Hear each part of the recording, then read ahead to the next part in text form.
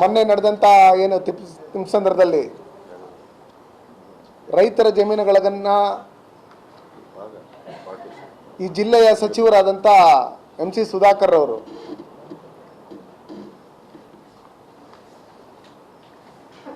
ನಾನು ನಿಮ್ಮ ಪರವಾಗಿ ಇರ್ತೀನಿ ಅಂತ ಹೇಳಿ ಅವ್ರವ್ರನ್ನ ಗೆಲ್ಸೋದಕ್ಕೆ ಯಾರ್ಯಾರು ಅವ್ರಿಗೆ ಪಾರ್ಟಿಯಲ್ಲಿ ಸಹಕಾರ ಕೊಟ್ಟರು ಇವತ್ತು ಚಿಂತಾಮಣಿಯಲ್ಲಿ ಎಲ್ಲ ಟೋಟಲ್ ಲೀಡರ್ಗಳನ್ನೆಲ್ಲ ಒಂದು ಕಡೆ ಸೈಡ್ಗಿಟ್ಟು ಟಿಪ್ಪು ಸುಲ್ತಾನ್ ಸಂತತಿ ಅವ್ರು ಯಾರ್ಯಾರು ಇದ್ದಾರೆ ಅವ್ರನ್ನೆಲ್ಲ ಜೊತೆಲಿ ಇಟ್ಕೊಂಡು ನಾನು ನಿಮ್ಮ ಮನೆ ಮಗ ಒಂದ್ಸಲಿ ನಿಮ್ಮನ್ನು ಎದುರಾಕೊಂಡಿದ್ದಕ್ಕೆ ನನ್ನನ್ನು ಸೋಲಿಸಿದ್ದೀರಿ, ಈಗ ನಿಮ್ಮ ಪರವಾಗಿ ನಾನು ಇರ್ತೀನಿ ಅಂತ ಹೇಳಿ ಇವತ್ತು ಚಿಕ್ಕಬಳ್ಳಾಪುರ ಜಿಲ್ಲೆಯಲ್ಲಿ ಹಲವಾರು ರೈತರ ಜಮೀನುಗಳನ್ನು, ದೇವಸ್ಥಾನ ಜಮೀನುಗಳನ್ನು, ಮಠಮಾನ್ಯ ಜಮೀನುಗಳನ್ನು, ನೂರಾರು ವರ್ಷಗಳ ಇತಿಹಾಸ ಇರ್ತಕ್ಕಂಥ ತಂದೆ ತಾತ ಮುತ್ತಾತ್ಮ ಕಾಲದಿಂದನೂ ಪರ್ಚೇಸ್ ಮಾಡಿರ್ತಕ್ಕಂಥ ಜಮೀನುಗಳನ್ನು ಅವ್ರ ಹೆಸರಲ್ಲಿ ಪಾಣಿ ಇದ್ರೂ ರಾತ್ರಿ ಚೇಂಜ್ ಮಾಡಿಸಿ ಜಮೀರ್ ಅಹ್ಮದ್ ಖಾನ್ ಅವ್ರ ಮಾತು ಕೇಳ್ಕೊಂಡು ನೆಕ್ಸ್ಟ್ ನನಗೆ ವೋಟ್ ಬ್ಯಾಂಕ್ ಆಗಬೇಕು, ಮತ್ತೆ ನಾನು MLA ಆಗಬೇಕು, ನಾನು ಮಂತ್ರಿ ಆಗಬೇಕು ಅನ್ನೋ ಆಸೆ ಇಟ್ಕೊಂಡು ಇವತ್ತು ಅವರೇನು ಟ್ರಸ್ಟ್ ಅಂತ ಏನು ಮಾಡಿ ಕೈಲಾಸಗಿರಿ ದೇವಸ್ಥಾನ ಕಟ್ಟಿದ್ದಾರೆ.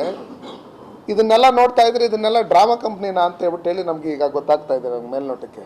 ಯಾಕಂದರೆ ಅವತ್ತೊಂದು ಧರ್ಮದವ್ರನ್ನ ಮೆಚ್ಚೋದಕ್ಕೋಸ್ಕರ ಕೈಲಾಸಗಿರಿ, ಇವತ್ತೊಂದು ಧರ್ಮದವ್ರನ್ನ ಮೆಚ್ಚೋದಕ್ಕೋಸ್ಕರ ಈ ಕಬ್ರಸ್ತಾನು ವಕ್ಫ್ ಬೋರ್ಡ್ ಅನ್ನೋ ಲೆಕ್ಕಾಚಾರದಲ್ಲಿ ಇವರು ಡ್ರಾಮಾ ಆಡ್ತಾ ಇದ್ರು. ನಾವು ಭಾರತೀಯ ಜನತಾ ಪಾರ್ಟಿಯವರು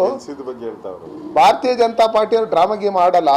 KH ಮುನಿಯಪ್ಪನ್ನ ಸೋಲ್ಸ್ಬೇಕು ಅಂತೇಳಿ ಇದೇ ಟೀಮು 3 ಬಾರಿ ಪ್ರಯತ್ನ ಪಟ್ಟಿದ್ರು ಆ ಪಕ್ಷದಲ್ಲೇ ಇದ್ದುಕೊಂಡು, ಆದರೆ ಅವ್ರಿಗೆ ಸರಿಯಾಗಿರ್ತಕ್ಕಂಥ ಅಭ್ಯರ್ಥಿ ಸಿಕ್ಕಿರಲಿಲ್ಲ.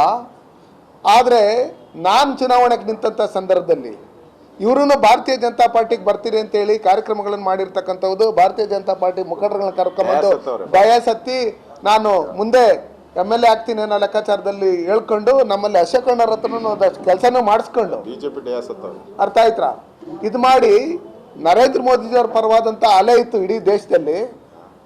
KH ಮುನಿಯಪ್ಪರನ್ನ ಸೋಲಿಸ್ಬೇಕನ್ನೋ ಒಂದು ಇದಿತ್ತು. ನಮ್ಮ ಸ್ಥಳೀಯನು ನಮ್ಮನೆ ಮಗನು ಅಂತ ಹೇಳಿ ನಮ್ಮ ಕೋಲಾರ ಲೋಕಸಭಾ ಕ್ಷೇತ್ರದಲ್ಲಿ ಇರ್ತಕ್ಕಂಥ ಜನರ ಆಶೀರ್ವಾದದಿಂದ ನಾವು ಗೆದ್ದಿರ್ತಕ್ಕಂಥದ್ದು. ಗೆದ್ದು ನಾವು ಯಾವುದು ಮನೆಯಾಳ ಕೆಲಸ ಏನು ಮಾಡಿಲ್ಲ, ನಾವು ಯಾವುದೇ ಒಂದೇ ಒಂದು ರೂಪಾಯಿ ಭ್ರಷ್ಟಾಚಾರದ ಕೆಲಸ ಏನು ಮಾಡಿಲ್ಲ, ಯಾವ ಧರ್ಮದ ಬಗ್ಗೆ ವಿಷಬೀಜ ಬಿತ್ತಂಥ ಕೆಲಸಗಳು ಮಾಡಿಲ್ಲ. ಈ ಕಾಂಗ್ರೆಸ್ ಸರ್ಕಾರದಲ್ಲಿ ಇವರು ಮಂತ್ರಿಗಳಾಗಿ ಇವ್ರ ಯೋಗ್ಯತೆಗೆ ಈ ಕರ್ನಾಟಕ ರಾಜ್ಯದಲ್ಲಿ ಬಹುಸಂಖ್ಯಾತರಾದಂಥ ಬೇಕಾದಷ್ಟು ಜನ SCಗಳಿದ್ದೀರಿ, STಗಳಿದ್ದೀರಿ, ಒಕ್ಕಲಿಗರಿದ್ದೀರಿ, ತಿಗಳರಿದ್ದೀರಿ, ಕುರುಬರಿದ್ದೀರಿ, ಬಲ್ಜಿಗರಿದ್ದೀರಿ, ಲಿಂಗಾಯತರಿದ್ದೀರಿ, ಬ್ರಾಹ್ಮಣರಿದ್ದೀರಿ, ಎಲ್ಲರೂ ಇದ್ದೀರಿ. ಯಾರಿಗೂ ಇವರು ಅಧಿಕಾರದ ಅವಧಿಯಲ್ಲಿ 1.5 ವರ್ಷದಿಂದ 1 ಎಕರೆ ಜಮೀನನ್ನು ಆಗಲಿ ಇಲ್ಲಾಂದರೆ ಒಂದು 30-40 ಸೈಟನ್ನಾಗಲಿ ಬಡವ್ರಿಗೆ ಕೊಟ್ಟಿಲ್ಲ. ಇವರು ಒಂದು ಕಮ್ಯುನಿಟಿನ ಓಟ್ಗಳನ್ನು ಮತ ಬ್ಯಾಂಕ್ ಮಾಡ್ಕೊಬೇಕನ್ನೋ ಒಂದು ಉದ್ದೇಶದಿಂದ ಅವ್ರು ಇಟಾಲಿ ಮೇಡಮ್ಮು ಮತ್ತು ಪಾಕಿಸ್ತಾನ ಪರವಾಗಿ ಚೈನಾ ಪರವಾಗಿ ಇರ್ತಕ್ಕಂಥ ರಾಹುಲ್ ಗಾಂಧಿ ಏನಿದ್ದಾರೆ ಅವ್ರ ಮಾತುಗಳನ್ನು ಕೇಳಿಕೊಂಡು ಇವತ್ತು ನಮ್ಮ ಜಮೀನುಗಳನ್ನು, ದೇವಸ್ಥಾನ ಜಮೀನುಗಳನ್ನೆಲ್ಲ ಇವರೇನು ಬೇರೆ ರಂಚಕ್ಕೆ ಇದು ಮಾಡಿದ್ದಾರೆ. MC ಸುಧಾಕರ್ ಅವ್ರಿಗೆ ನಾನು ಈ ಮೂಲಕ ಹೇಳಕ್ಕೆ ಇಷ್ಟಪಡ್ತೀನಿ. ನಾನು ನಿಮ್ಮ ಬಗ್ಗೆ ಮಾತಾಡಬಾರ್ದು ಅಂತ ತಿಳ್ಕೊಂಡಿದ್ದೆ. 2,000 ರೂಪಾಯಿ ಹೆಣ್ಮಕ್ಳಿಗೆ 3 ತಿಂಗಳಿಗೋ 4 ತಿಂಗಳಿಗೋ ಒಂದ್ಸಲಿ ಅದು ಲೇಟ್ ಮಾಡಿ ಸತಾಯಿಸಿ ಹಾಳಾಡಿಸಿ ಗೋಳಾಡಿಸಿ 2,000 ರೂಪಾಯಿ ಹಾಕಿ ಯಜಮಾನ್ರ ಹೆಸರಲ್ಲಿ ಇರ್ತಕ್ಕಂಥ 2 ಎಕರೆ ಜಮೀನುಗಳನ್ನು ಕಬಳಿಸೋಂಥ ಕೆಲಸಗಳನ್ನು ಮಾಡಿ ಹೆಣ್ಮಕ್ಳಿಗೆ ಫ್ರೀ ಬಸ್ ಅಂತ ಹೇಳಿ ಇದು ಮಾಡಿ ಆ ಬಸ್ಗಳು ಡಕೋಟಾ ಎಕ್ಸ್ಪ್ರೆಸ್ಗಳಾಗಿ ಇವತ್ತು ಇಲ್ಲಾಂದ್ರೆ ಆಕ್ಸಿಡೆಂಟ್ ಆಗಿ ಅವರ ಪ್ರಾಣವನ್ನೇ ತಗೊಂಡಂಥ ಕೆಲಸಗಳನ್ನು ನೀವು ಇವತ್ತು ಕಾಂಗ್ರೆಸ್ ಸರ್ಕಾರದಲ್ಲಿ ಮಾಡ್ತಾ ಇದ್ದೀರಿ. ನಿಮಗೆ ನಿಜಕ್ಕೂ ಮಾನ ಮರ್ಯಾದೆ ಅನ್ನೋದಿದ್ರೆ ಈ ಕಾಂಗ್ರೆಸ್ ಪಕ್ಷದಲ್ಲಿರ್ತಕ್ಕಂಥ ಸಚಿವರುಗಳಿಗೆ, ಇಲ್ಲಿ ಸ್ಥಳೀಯವಾಗಿ ಶಾಸಕನಾಗಿರ್ತಕ್ಕಂಥ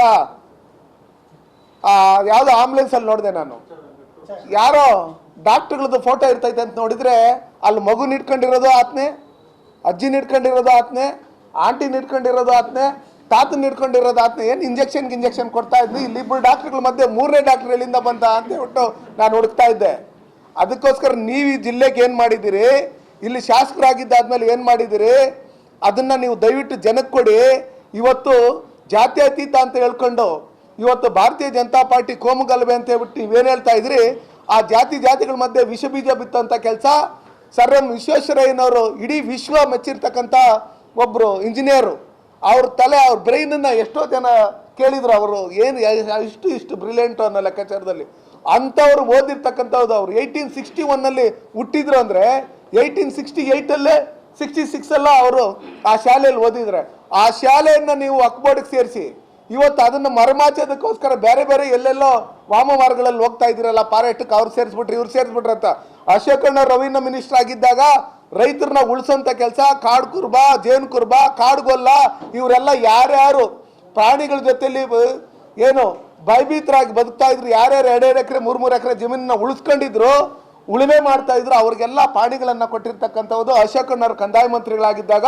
ನಿಮ್ಮ ಥರ ಸಬ್ ರಿಜಿಸ್ಟರ್ ವ್ಯಾಲ್ಯೂ ಜಾಸ್ತಿ ಮಾಡಿಲ್ಲ.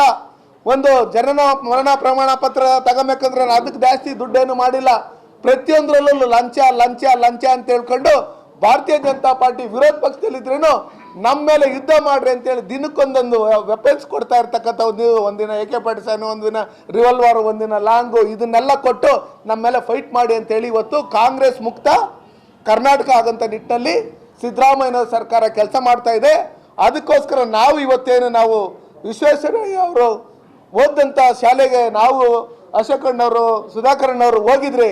ಅಲ್ಲಿ ನೀವು 6 ತಿಂಗಳಿಂದ ಚೇಂಜ್ ಆಗಿರ್ತಕ್ಕಂಥ ಪಾಣಿಯಲ್ಲಿ ನೀವೇನು ವಕ್ ಬೋರ್ಡ್ ಅಂತಿತ್ತು ಅದನ್ನ ಬದಲಾಗಿದೆ.